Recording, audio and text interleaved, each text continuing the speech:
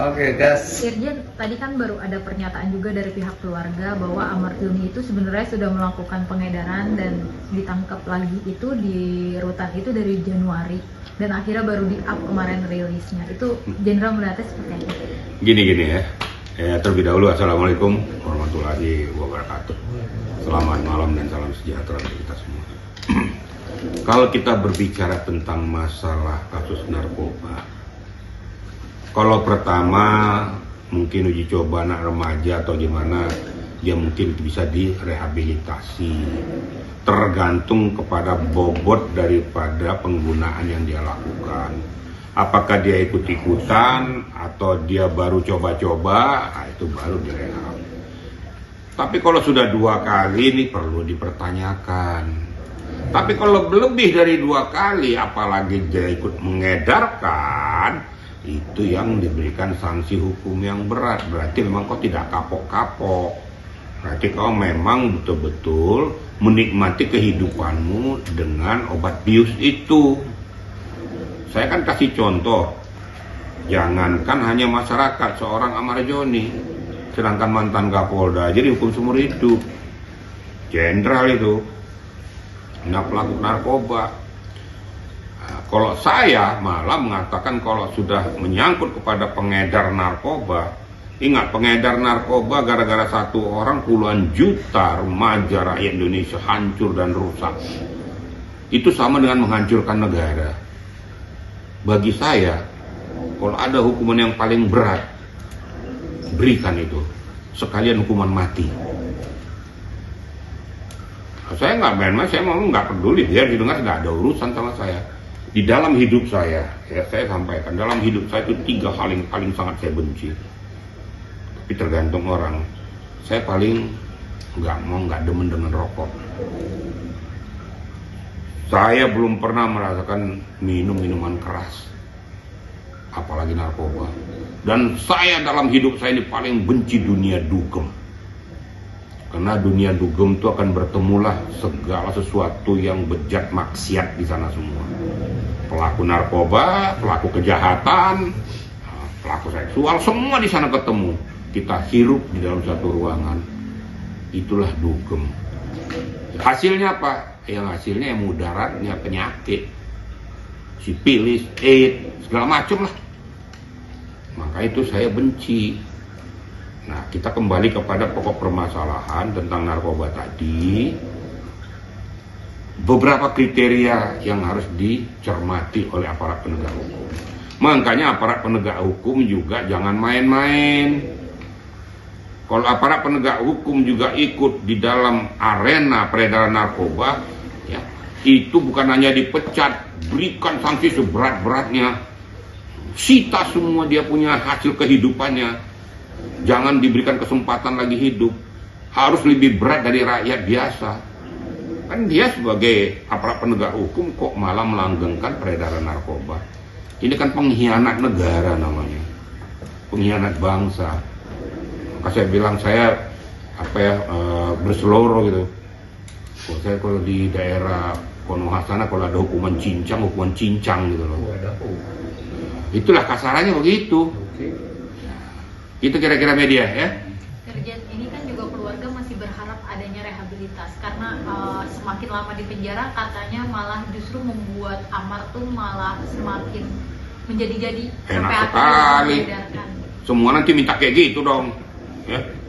Lo sudah direhab supaya sadar diri bertobat pada Allah tuh kok malah melakukan lagi. Nanti orang lain minta kayak gitu juga dong. Berharap, bukan berharap. Emang sudah bermocorak. Apalagi udah 4 kali ya. Sudah 4 kali jadi pengedar.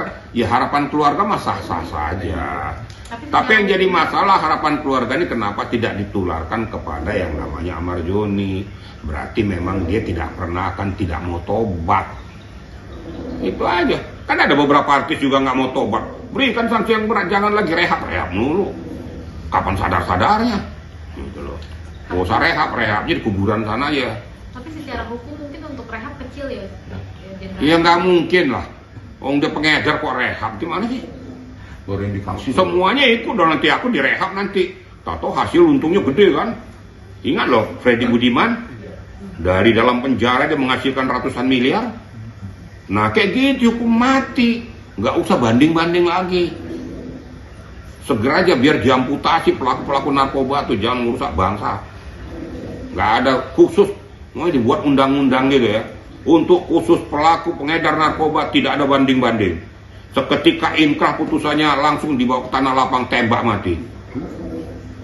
Itu baru hebat Indonesia. Tapi kan ini negara hukum. Ya negara hukum, memang ada HAM. Lah dia lebih HAM nggak daripada yang lain?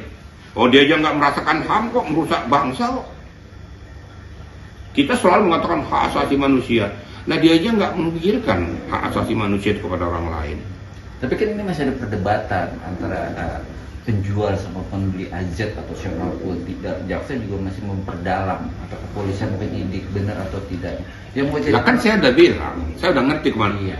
Apabila terbukti, kan saya bilang, tentunya kan perlu mau diperdalam, kayak mau sedalam apa kayak. Kalau memang sudah terbukti, lakukan langkah tindak lanjut. Tapi kalau memang tidak terbukti, ya jangan dipaksakan. Tapi kalau memang dugaan terbukti, barang sampai masuk di ranahnya itu nggak penegak hukum, apalagi di lapas, itu kok jadi pertanyaan, apa jenderal gimana tuh? Lah, ini yang perlu diverifikasi petugas-petugas lapas itu.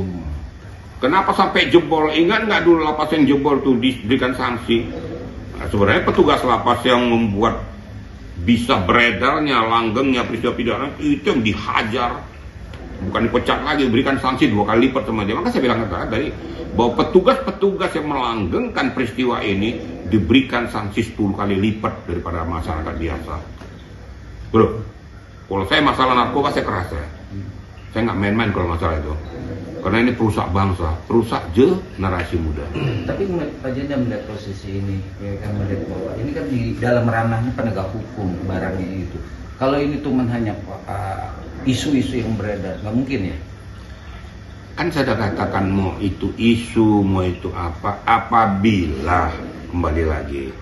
Kan itu kan perlu pembuktian. Itu dia. Nah, kalau memang tidak terbukti Amarjoni ya juga jangan dipaksakan. Ini kan katanya dia melakukan apa sebagai salah satu pengedar. Sekarang dicari linknya pengedarnya seperti Freddy Budiman. Dicari linknya kemana? Ada dari Australia, ada dari luar negeri, ada dari Nigeria. Karena ada nanti dicari dengan IT taruh. Nanti kalau ada benang merahnya betul dia memang salah satu pengedar baru dilakukan. Tapi kalau tidak, jangan juga fitnah. Kan gitu. Tapi kalau terbukti mainkan, hajar gitu loh. Tapi cara penjualan ini dengan alat yang kita kan tidak terdeteksi loh, aplikasi yang non pendaftaran. Nah itu dia pertanyaannya canggih sekali. Begini, biasanya pelaku pengedar narkoba itu dia menggunakan kode-kode rahasia gitu loh. Tapi sehebat-hebatnya kode-kode rahasia itu pasti akan terendus. Karena itu kan barang itu kan kelihatan gitu loh. Dan sekarang peredaran narkoba ini nggak melalui jalur-jalur mulus. Nanti tengah laut itu naik speedboat masuk ke pinggir-pinggir pantai yang tidak ada penghuninya, di sini diturunkan. Nah, karena harga yang diberikan itu menjanjikan untuk kehidupannya. Kembali kepada masalah itu, kalau betul memang Amarjoni memang sudah 4 kali melakukan dan juga pengedar, berikan sanksi yang terberat. Jenderal, ini kan juga belum masuk ke ranah persidangan, tapi banyak sekali pakar hukum dan praktisi hukum yang memprediksi akan seumur hidup. Jenderal sendiri melihatnya apakah pantas seumur hidup atau seperti apa mungkin? Maksudnya, Banyak kalau dia praktisi hukuman terbukti yang gitu. hukuman- Ya, kalau terbukti. Kan enak, praktisi hukum seumur. Saya bilang hukuman mati. Hmm. Di berat mana? Kata-kata itu terindikasi dia termasuk sindikat residivis tuh. Ya residivis dong. Om sudah berkali-kali melakukan ini kok. Kalau seandainya itu nanti terbukti ya, kita juga nggak boleh fitnah juga. Ya, kita nggak boleh fitnah. Nanti kan tergantung kepada hasil lidik sidik. Kalau memang terbukti hukuman mati bagi pelaku narkoba. Kalau memang petugas atau kepolisian atau penyidik juga terlibat, umpamanya di Direktorat Narkoba, itu nggak usah dibawa ke hukum lagi, eksekusi langsung aja gitu. Karena sudah merusak bangsa. Lo kau harusnya untuk mengeliminir peredaran narkoba kok malah kau melanggengkan. Nah itu dia. Makanya juga para penegak hukum juga supaya juga memberikan contoh, jangan kau teriak-teriak nangkepin orang lah kau sendiri di situ terlibat.